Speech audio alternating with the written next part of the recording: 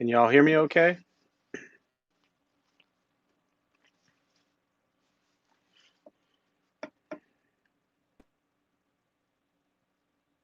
If someone can hear me, just let me know, please.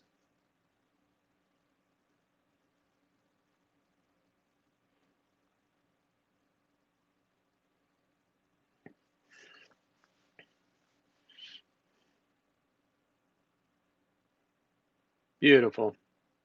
Thanks, Bill. So, good morning, everyone. Welcome to Intro to Buddhism and Meditation. Um, we'll start with an offering. If you can all join palms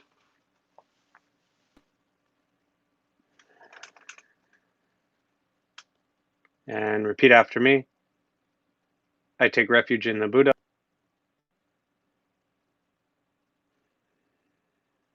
I take refuge in the Dharma.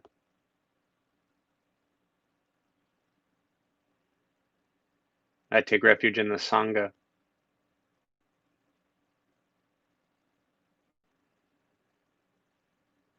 Keeping the palms joined.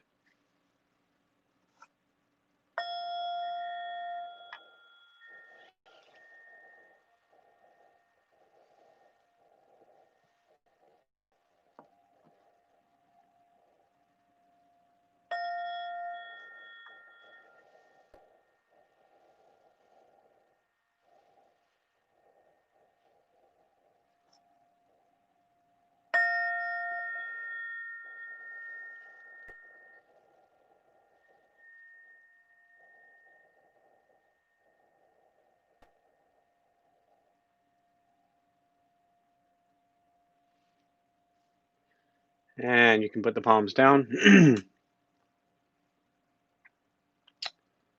So again, good morning, everyone. Just want to welcome you to Intro to Buddhism and Meditation. Thanks for joining. For those who are here for the first time, welcome.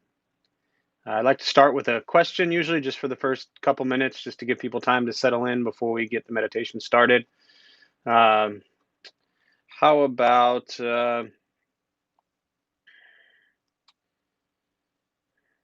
something that you're looking forward to doing this weekend? Or how about something you're looking forward to doing today? Or I guess tomorrow's okay too. Um, Something you're looking forward to doing today or tomorrow. If you're joining us for the first time, there's a chat box there on your screen somewhere, and you can go ahead and type your answer in. I just like to kind of start with a little question. Again, one, to give people time to settle in, and two, just to make sure that you spend some time really reflecting and pondering things that are good and happy and pleasant and joyful in your life. This is also very important. So, uh, too often we spend so much time time wrapped up on lots of negative thoughts and emotions and feelings. And joy is a big part of this practice. So we want to make sure we some time for that as well. Safe backyard visit with a close friend. Yes, very important, Carla. Positive manifestation meetup group today. Wonderful. Anything positive is always positive. Playing Minecraft with my niece. Nice. I don't know who's looking forward to that more, you or your niece. Outdoor social distance ping pong. Yes, that'll be fun. I hope you win, Anne, or at least have fun. Relaxing, getting ready for next work week. Looking forward to time with DBT. Wonderful. Paddleboarding with friends. Katie Shea. Katie. Hi, Katie. Tahoe, Katie. Kristen's Katie. Wow, I didn't know you were joining us. Samir, you're back again, huh? Mopping my temple floors. Now you understand. That's always fun. Finding a new pasta dish to make for dinner, something creative this afternoon. Beautiful. Hi, Katie. How is Tahoe these days? Anything else before we get started with the meditation? Grace is purging her closet. Is that a question mark? Does that mean you're not sure if she's actually going to do it or not? I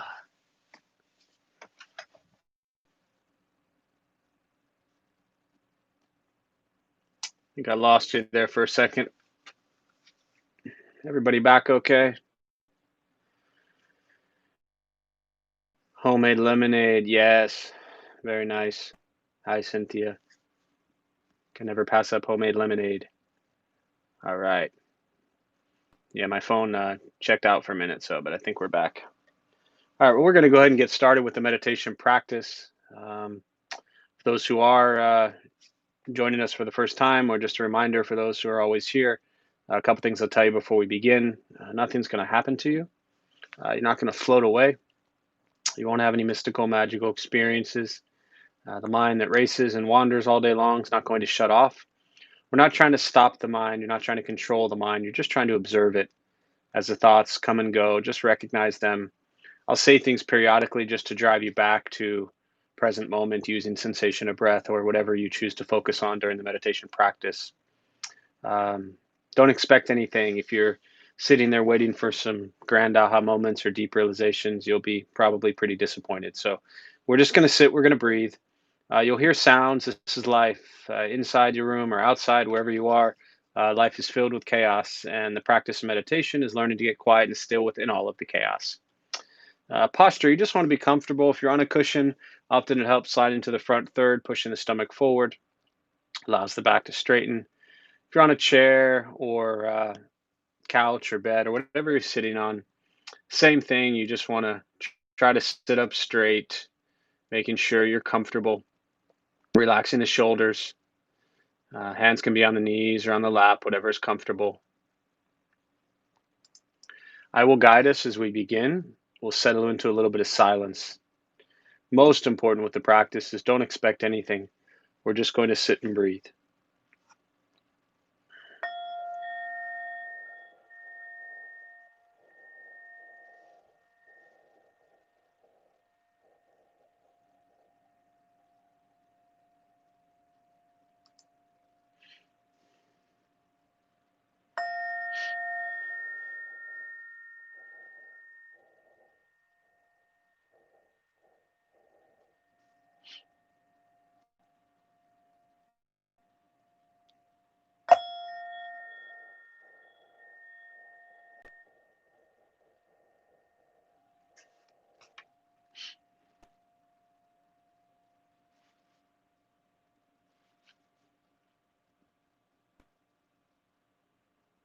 And starting with the eyes closed if comfortable, slightly open,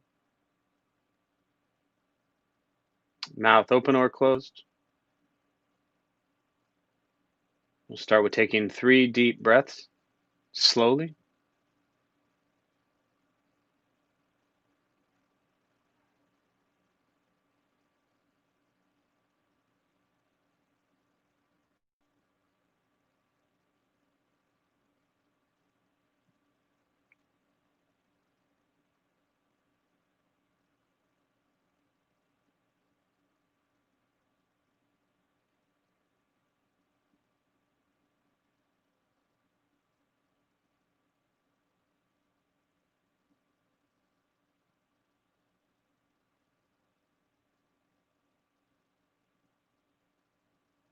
And eventually settle into a natural rhythm of the breath.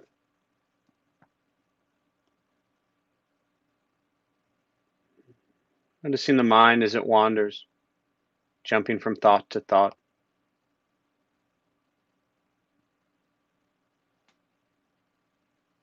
Start with gently guiding the attention, focus to the stomach or chest.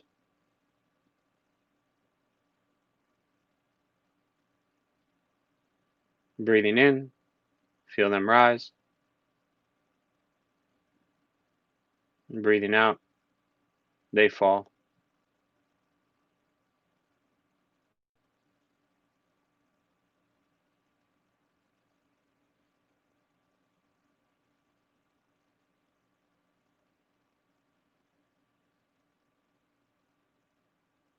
Simply going to continue this practice, observing sensation of breath,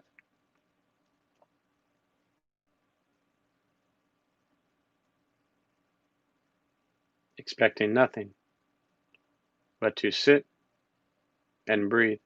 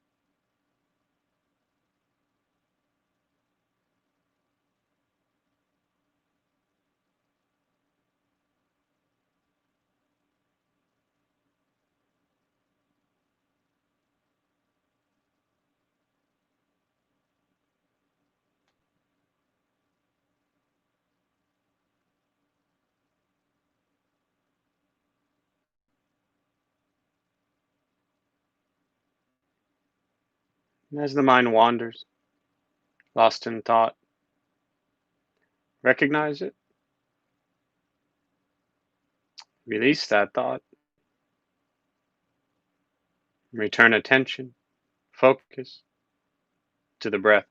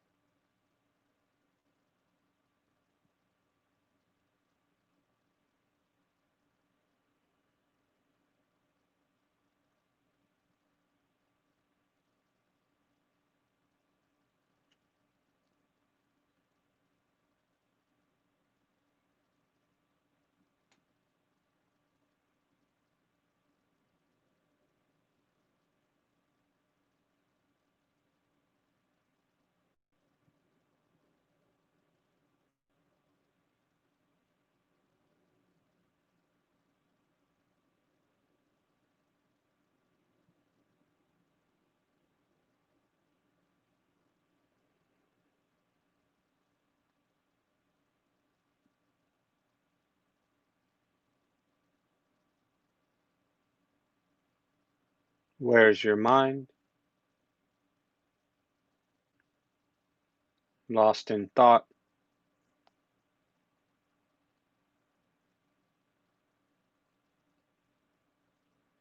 return attention, focus to the breath.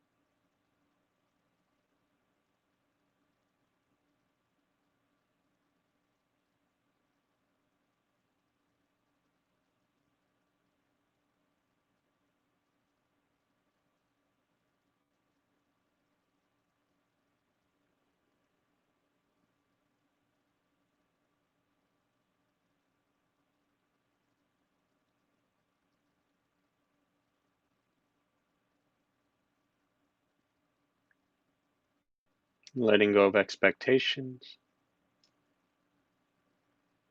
letting go of judgments from the practice, just sitting, breathing,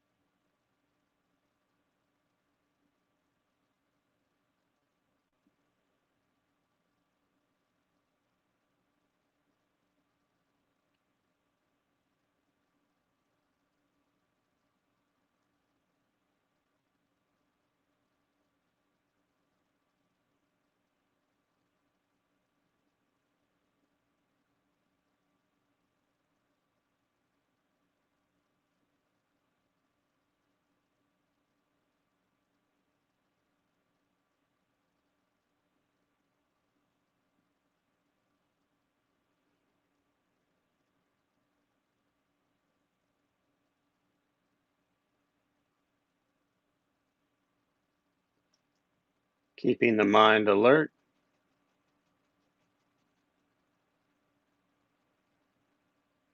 aware of each sound,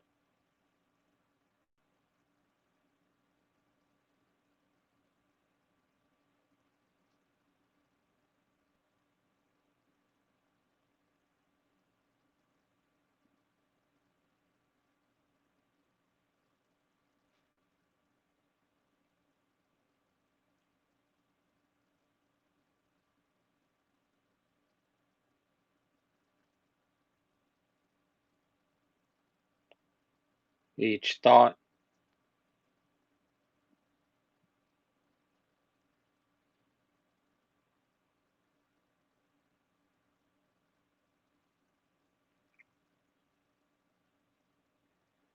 each physical sensation,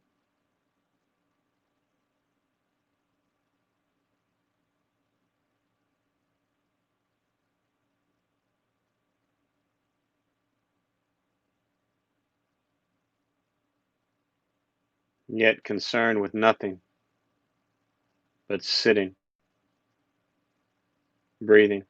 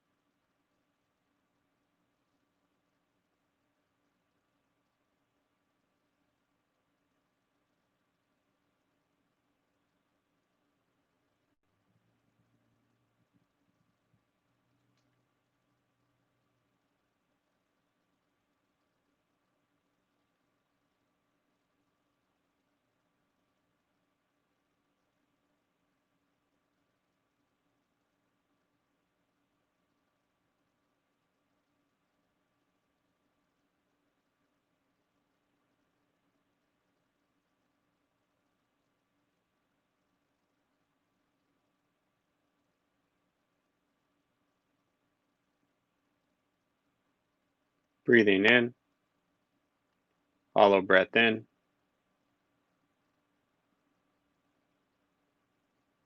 breathing out, Follow breath out.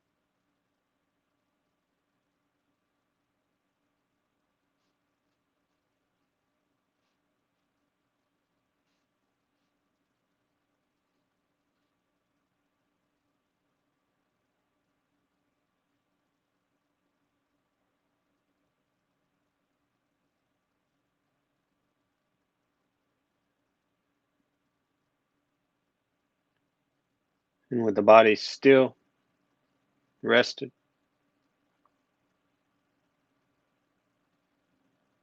and the speech quiet, aware of all sounds,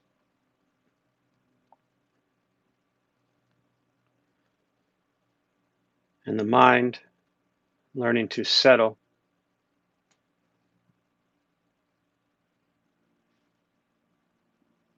know what it's like to just sit and breathe,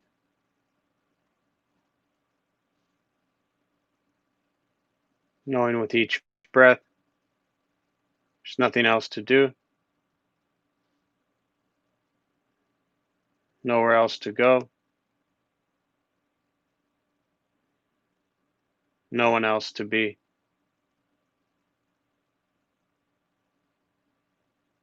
Everything beautiful, just as it is, sitting, breathing.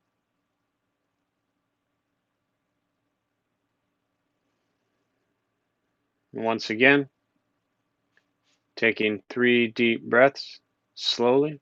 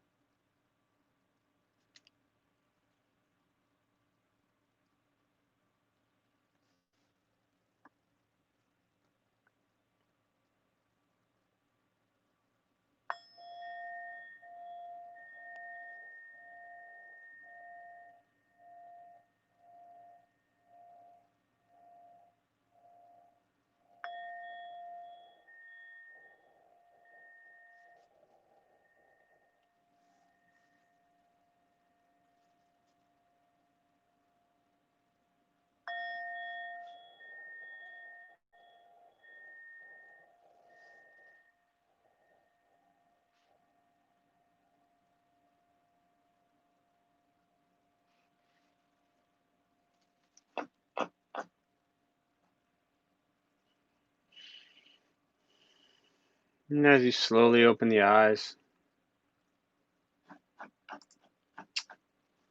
slowly begin to move.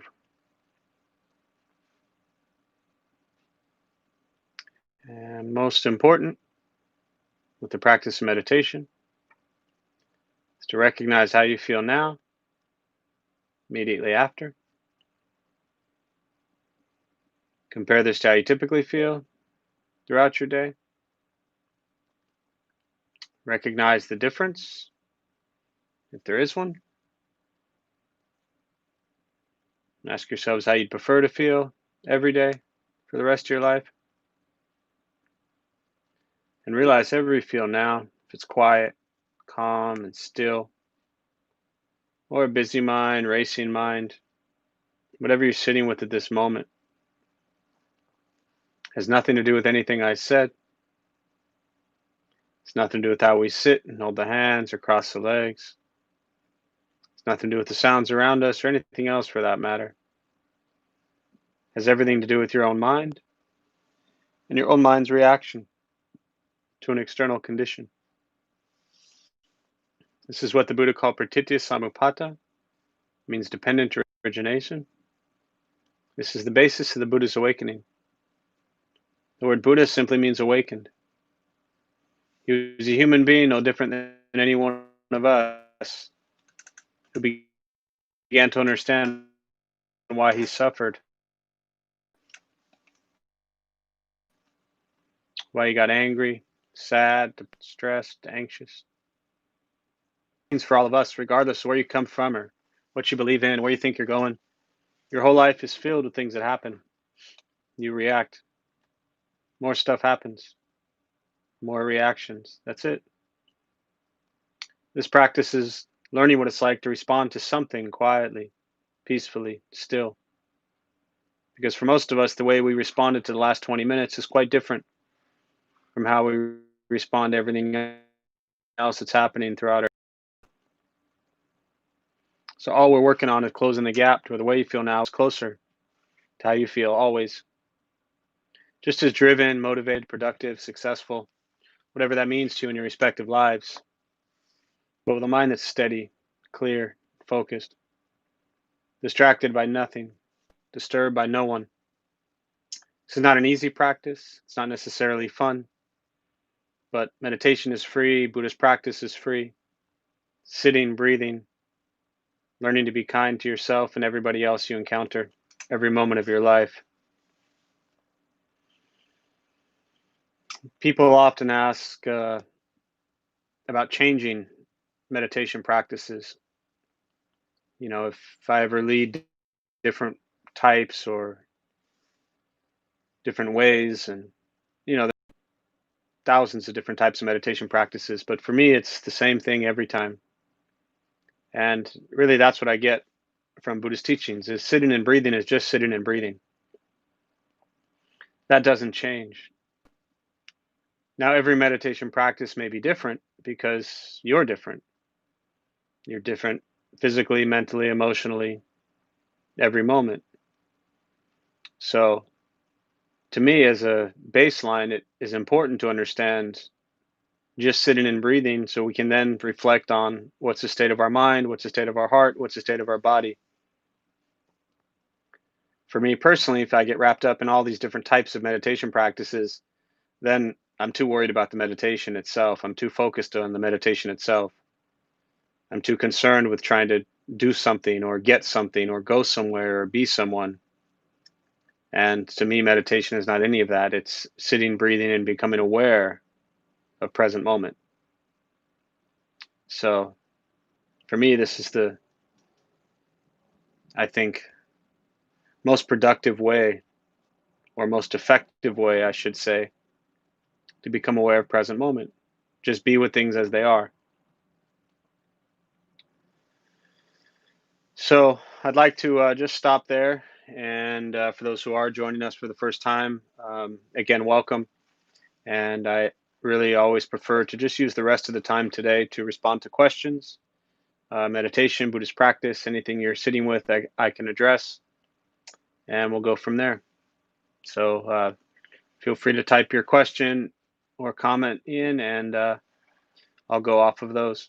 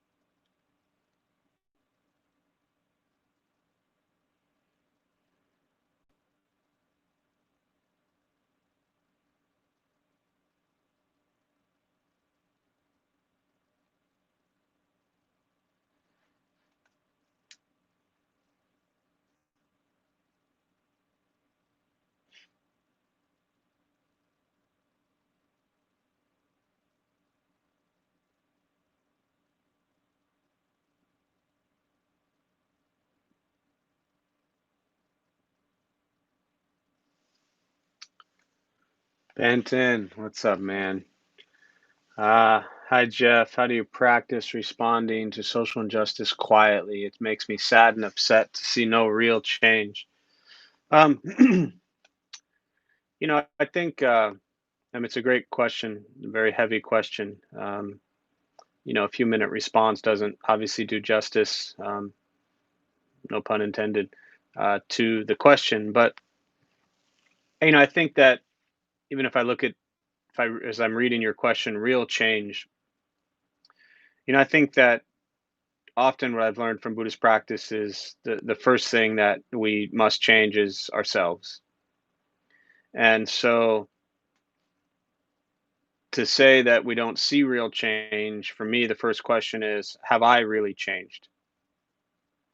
Have I honestly and genuinely and authentically trained my mind and my heart to really change and be aware of um, racial biases or anything of that nature?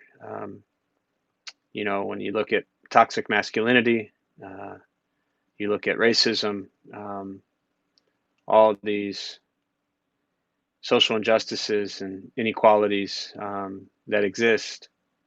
Where am I at? Have I really changed?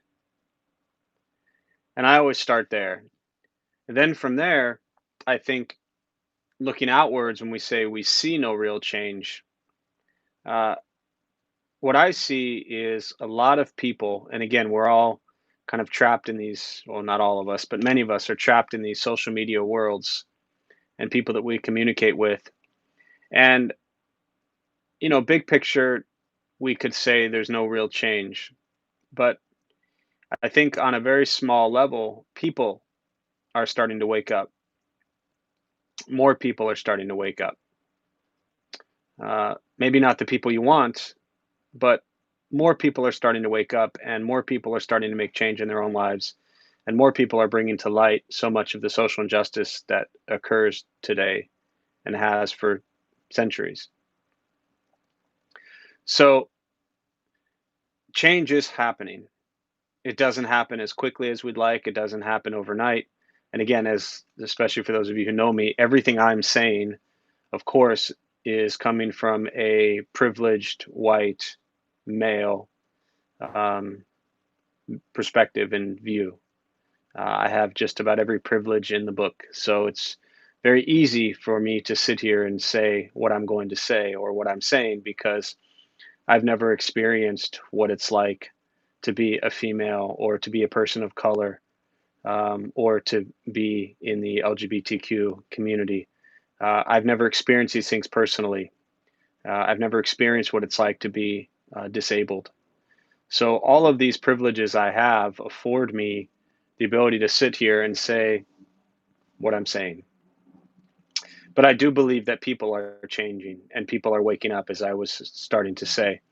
And I do believe that in time, with patience and right effort and diligence on our part and on being allies and helping others wake up to all the horrific, disgusting things that are happening in the world, real change will happen. And I think the way I practice responding is first by having hope, by having faith, by having belief that real change can happen.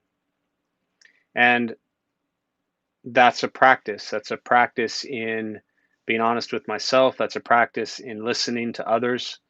That's a practice in recognizing people who don't see the world the way I do or don't see people the way I do, and having to practice patience and understanding with them. Uh, I don't know that,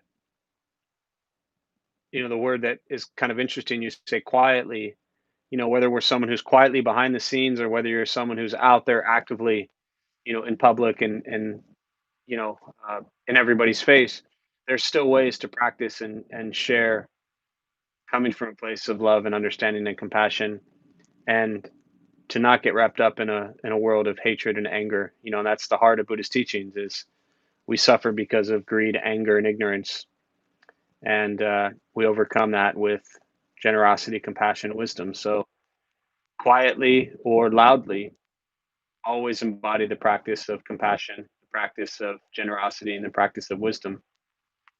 Uh, and the patience is really, really critical. And I understand the getting the the feeling sad and being upset, and these are emotions that are going to come and go. But if we get lost in sadness and lost in being upset, then we give up and we quit, and we cannot afford to do that. We cannot afford to lack diligence in this matter. Again, another core Buddhist teachings is diligence and right effort. It's a thing the Buddha said right before he died. It was his last teaching. He said, "I've left you all the teachings, now strive on with diligence." They were concerned about who was going to teach them. He said, I've been teaching you for 45 years, but you must be diligent. So do your best to not allow the sadness and or the anger or being upset um, to keep you from fighting for what you believe. So hopefully that's helpful. Uh, just a quick, you can all still hear me okay, right? I'm getting a weird sound on my microphone, but I just want to make sure you can hear me. If the loved one's actions are hurting your heart because they don't show up when you ask for help, does Buddhist practice suggest speaking up or letting them be? This is a tough one, and okay, thanks, Carla. I think that anytime we look at like what does Buddhism suggest or what does Buddhism teach, it's difficult to just give blanket answers or blanket responses that apply to everything. But at the same time, sometimes very simple to be very specific. So um, if the loved one's actions are hurting your heart because they don't show up when you ask them for help. So the first thing in questions like this is I ask myself, have I ever hurt somebody else? And the question is, or the answer is absolutely. And when I hurt somebody else, why did I hurt someone else? I hurt someone else because I was hurting. And so any action I took that caused pain in somebody else was coming from a place of greed, anger, or ignorance. That's what I created in my heart. And therefore, my actions hurt other people. So when somebody hurts you or you are hurt by someone else's actions, because when they don't show up, as you say, when you ask for help, you have to understand that they are also going through their own struggle. They're going through their own challenges, their own difficulties, their own sadness, their own loneliness, their own depression, their own life. And it's really difficult when we start expecting other people to be a certain way. People choose who and how they want to be. And if someone doesn't show up when you ask them for help, that's a choice they're making. Now, as far as speaking up or letting them be, that really just depends on the intention behind speaking up or letting them be.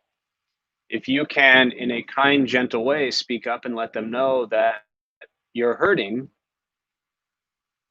because of something, I think that's always most beneficial. And for me, Buddhist teachings is really all about the honesty and being very real and genuine. So if your dynamic in the relationship is such that you can speak up coming from a good place, not out of anger, not out of hatred, not out of frustration, not in an argument, not in a fight, not in a condescending way, not in a pointing finger way, but saying to somebody, I'm really hurting because of this. If you can have that dialogue and that conversation, then by all means have it. But if that type of dialogue and conversation is going to come from a place of anger and hatred and frustration or disappointment, and it's going to come from a place of, I'm sure many of us have been there where we're hurt about something that someone did, and in trying to express how we feel, we're actually just making them feel bad because very often others to hurt. So I think it really depends on your approach and your intention. Um, everybody, as far as letting them be, everybody's on their own journey and they have to figure out their own path. But I don't see any wisdom in most situations with staying silent when it comes to something like this. Um, but at some point in time, I find wisdom in recognizing that people are going to be who and how they are. and we make the choice of whether to be with it or not. So I hope that helps.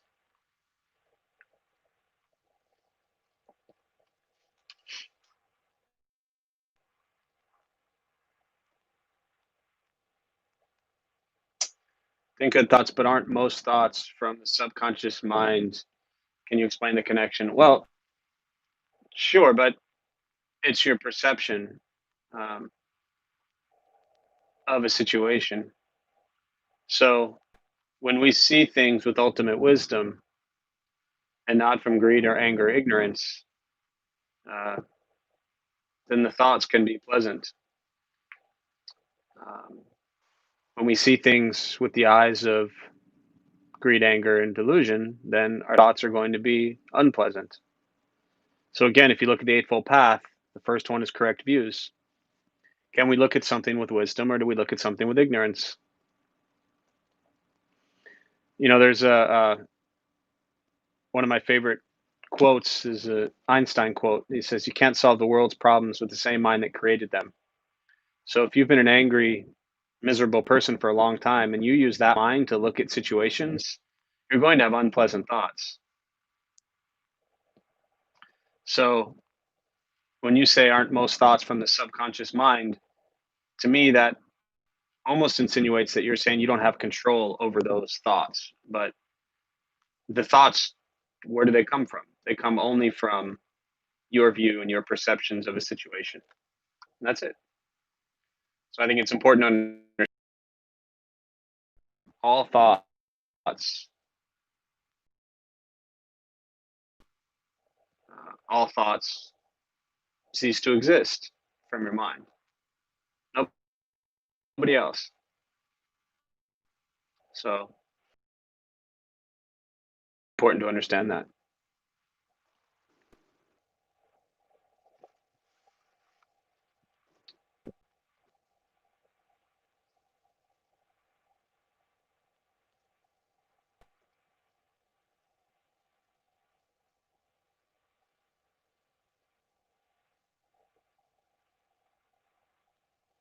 And to add to that, when we view a situation, it's important to understand that, kind of repeating myself here, but just to say it, I think a little differently, we choose how to immediately see that situation, which triggers our thoughts.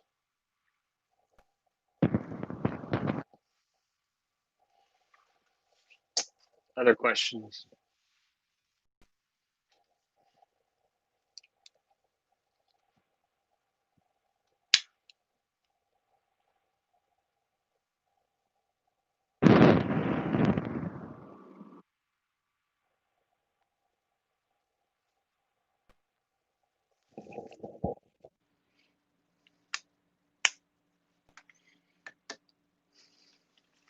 Can still hear me? Yes.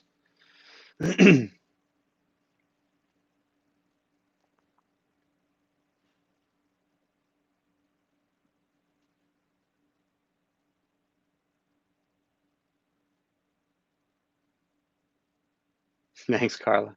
Hi, Marisa.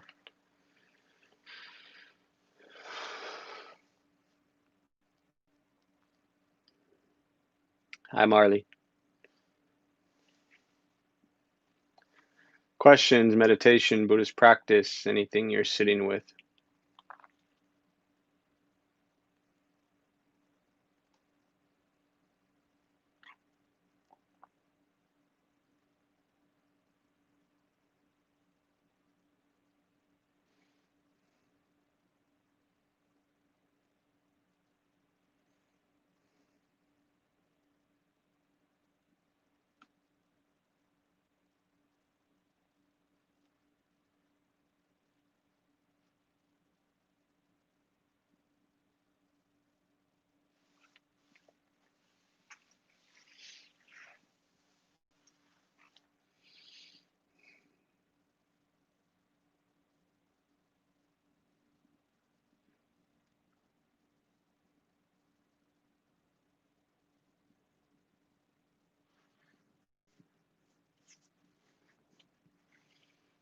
Cynthia, not sure if you were typing a question. I see it's.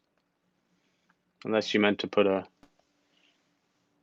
apostrophe there, and then it would be it is, and then I would say yes, it is.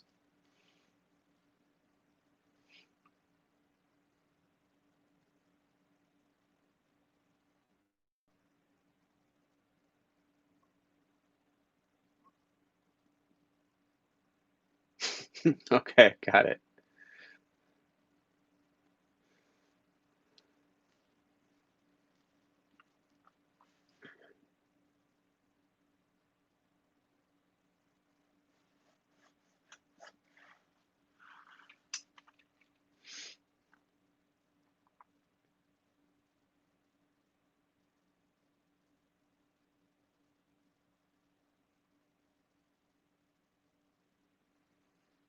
Yeah, I think it's important that one tries not to get too wrapped up in Buddhism, and yet s- practices staying fully present with things as they are. And we look at Buddhist teachings and use them as tools and guides and wonderful teachings to integrate into our lives in each present moment. But we still have to respond to each moment, and that has nothing to do with Buddhism. There are stories that we tell ourselves constantly about the way we think we are, the way we think the world is. And these stories we tell ourselves over and over and over again, we start to believe. So if you've had a negative self view or image of yourself, and you've told yourself this story for 20, 30, 40 years, then you're going to continue to be wrapped up in that story as if it's truth. When in fact, most stories that we tell ourselves are not in this present moment.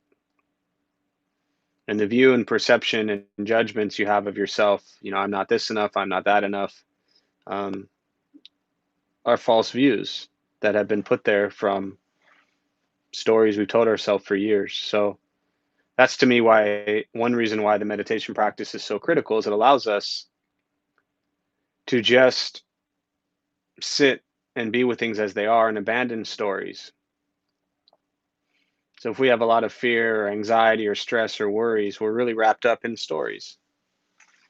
Um, and when we watch so much news and social media, and you know, I'm not saying ignore it. We need to be aware of what's going on, but if we get wrapped up in too many stories, then we're missing a lot of beautiful moments that occur. And back to Benton's comment or question earlier about change. I want to see change as much as anybody, but I really have to recognize what am I changing in my life right now, in this moment, and how will these changes I'm making in my life potentially have a ripple effect out towards others. Um, I posted something yesterday about my monastery experience and 15 years ago, and that was one experience that for me was driven out of being an angry, depressed person that led me to Buddhist practice, that led me to go to a temple, that led me to go to a monastery, that led me to sitting here with you all right now. So each choice we make and each decision we make has a ripple effect. And the more we change ourselves, the greater the opportunity we have to be of benefit to others. So abandon the story, abandon the self hatred, abandon the self criticism, self critique, um, and just focus on, again, that's why what my master always said, think good thoughts, speak good words, do good deeds. That's the practice. But don't give up hope, don't give up faith. Um, those who try to oppress and really keep everyone down, that's what they want. They want you to throw in the towel, so to speak, and say, I can't do this anymore. But this is not an easy journey. This is not an easy path. Uh, the path of awakening is, um, well, I like to say that we're still looking at and studying the teachings of one human who lived 2,500 years ago. We're not looking at all the awakened people along the way. Um, so it's not easy. This is not a 6-week course that all of a sudden we graduate from and say, okay, I got it. This isn't changing your name and giving yourself some title and calling yourself anything other than what your name is. Just be aware of what you think and say and do. Uh, Chuck, happy for you, Chuck. Um, Marley, would you please explain the how of using compassion to address feelings of anger? Yeah, I think that, and I'll kind of close with this thought. Um, for me, coming from a very personal experience of growing up and being an angry person, I was younger. The way I use compassion to overcome feelings of anger, for me, I didn't apply them directly. Meaning, if I was angry about some specific situation, I didn't then try to have this is at that moment when I was beginning this practice. I didn't then automatically try to pour compassion onto that immediate situation because it didn't work. So if, 15 years ago, all of a sudden I was really pissed off at someone, cultivating loving kindness and pleasant thoughts to somebody that I felt really angry towards didn't work for me. So I had to cultivate compassion and use compassion in every other area of my life. So that way I felt better because the practice of giving, the practice of compassion, the practice of wisdom helped me feel better in most areas of my life. Then, if I look at the smaller areas of my life that were causing anger now, that anger didn't consume me. The anger that I maybe felt towards one situation or one person or one place or one thing was very small compared to this now newfound endless compassion from helping others. I remember Venerable Yijur, my first master and teacher at the temple here in San Diego. And early on in my temple days, like I would just show up at temple and help. Didn't matter what it was. I didn't show up looking to meditate. I didn't show up, you know, um, looking for some teaching or some Dharma talk. I didn't show up looking to read a sutra or be explained things. I just showed up and they would give me a hammer, they'd give me a mop, or I'd go clean the bathrooms, whatever it is. I just showed up and I just spent every single day figuring out ways to help people. I remember driving on Park Boulevard and I saw two people, one in a wheelchair. It was like a electric motorized wheelchair, and the other person pushing it up Park Boulevard by the park there. And I mean, I'm not suggesting you all do these things. I'm just sharing what my experience was like. So I'm driving, I'm in a bad mood, angry about something. I don't even remember what. And all of a sudden I saw these two people. So I pulled out and we lifted. I remember because those electric wheelchairs are heavy. And I put it in my car. I put them in my car. I drove them up to the Jack in the Box and helped them inside so they could charge the wheelchair. 20 minutes later, when that was done, I felt great. So I poured compassion and generosity onto others. And then all of a sudden, whatever I was angry about didn't matter anymore. And even if that's really, I think, the wrong expression. It's not that it didn't matter. Whatever I was angry about was still a situation, it was still there. But the anger didn't consume me anymore because I poured compassion and generosity into a different direction. And then I was able to come back to a situation that maybe I was angry about, and it didn't ruin me, it didn't destroy me. So the teachings of compassion, the teachings of generosity, they're not words, they're actions. You must go do these things. For me, it wasn't about, I'm angry at this person, so I'm going to go help and have compassion towards them. That didn't work. I had to have compassion elsewhere. but it wasn't from reading another book. It wasn't from listening to another Dharma talk. It wasn't from showing up at a temple again. You have to actively go help. And yes, I get it. There's a pandemic and we can't necessarily go places, but you cannot tell me there are not places and things you can help right now. You could call someone and talk to them. You could jump online and find a way to help somewhere or give something. There are places and ways every single day to help safely from home, safely with a mask on, safely without touching people. So pour compassion like it is the um, greatest thing in the world, because it is. So hopefully that's helpful. So with that, I'm going to close. We will join palms. May the benefit of this practice be shared with all beings in all directions. May all be at peace. May all be free from suffering. May any merit gained from this practice be transferred to Evan during his time of rebirth, and to Marley and their family and friends who suffer at this time, and to those who need it most. May all be at peace. May all be free from suffering.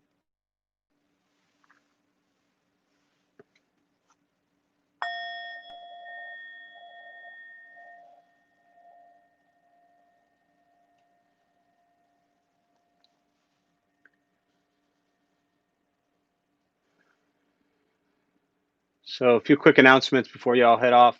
Thanks for being here. My name is Jeff. I'm a Dharma Bum. We opened up the Dharma Bum Temple 14 years ago to introduce Buddhist practice and meditation to local folks. Those of us who lead, we're not monks, we're not nuns, we're not gurus, we're not masters, we're not teachers. We're just practitioners. We do our best to take our understanding of Buddhist teachings and put it into terms that hopefully make sense to those who show up. We closed on March 12th, and we will remain closed for a while. Everything we do, almost everything we do, just about all our classes are online. Tuesday, Wednesday, Thursday, I do the Tuesday night and Saturday morning on YouTube. Wednesday, Alex leaves a metta loving kindness practice, and Travis on Thursday night does a Dharma basics and meditation. Those are all on YouTube. Everything else we do is on Zoom. Our recovery community, just about every night or every morning or our weekend mornings, we sit Monday through Friday, 8 a.m. All of our classes are going on. Our teenage group, our college group, our family sangha takes a break over the summer as always. But other than that, for the most part, everything's happening. Go to thedharmavums.org and you click on the schedule. You'll see how to join, what's happening. Other than that, nothing out of the ordinary coming up at this time. So I appreciate you all being here. Please be safe. I think a great Buddhist practice is to give people safety and protection and shelter. So please be smart, stay home, wear a mask, do everything you can to not be a part of people getting sick. So I wish you all well. And if I never see you again, think good thoughts, speak good words, do good deeds.